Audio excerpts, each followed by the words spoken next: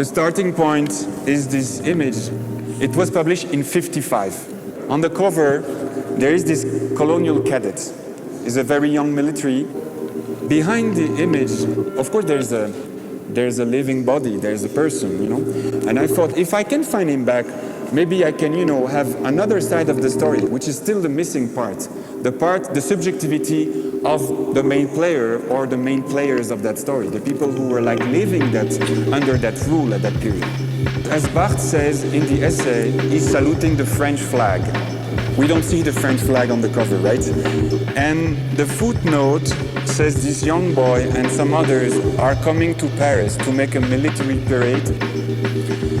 And they are the hero of that military parade, where all the troops would make défilé, you know, and parade, and they would show also the jeeps and the machine guns. It was very popular.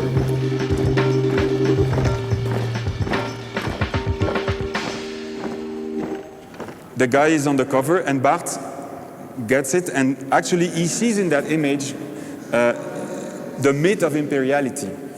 And so he's going to write and use this image in order to denounce the rhetorics of power and the rhetorics of imperial power that is actually translated through the visual culture of that period. The funny thing is that I couldn't wait, you know, a phone call to say, yeah, it's me, I'm still alive, you know. I knew that the year I was looking for was people who were there in '55. So the first one would say, yeah, I was there in '52. The other say, I was there in '59. Whatever, I would go and meet them and I would record their story.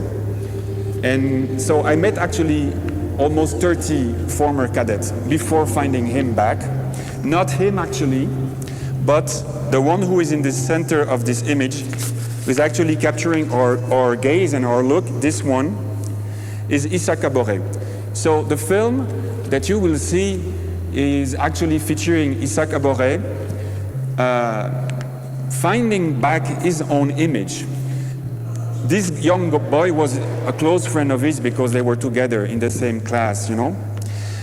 So in the film, you will see that the edit that I made, it looked like a documentary because I'm using documentary codes, but most of the situations are, let's say, constructed in order to tell a story. In the film, it looks like Issa Kabore is Diouf. Because for me, of course, it was not that important to find Diouf.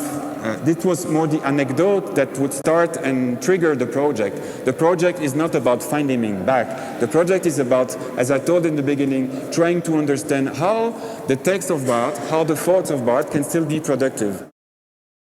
So you will see the beginning of the film.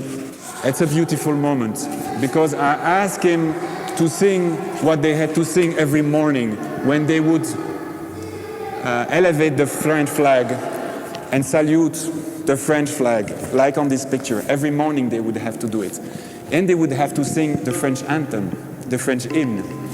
But he could not remember the lyrics. He could only like sing, you know, hum.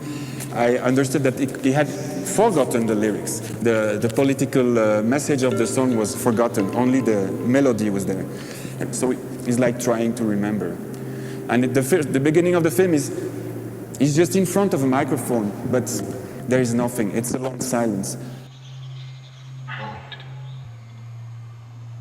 Instead of singing, Allons, enfants de la patrie, come on, children of the fatherland, you know, it's like trying to bring the whole nation together.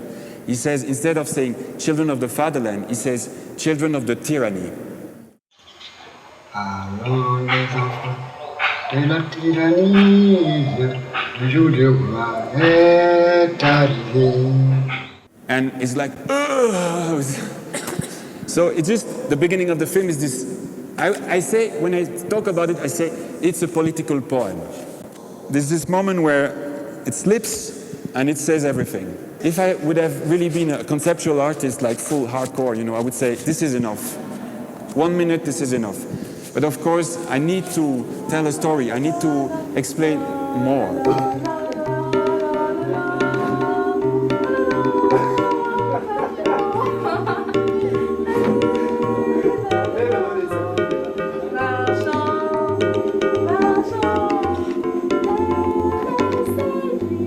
Thank you.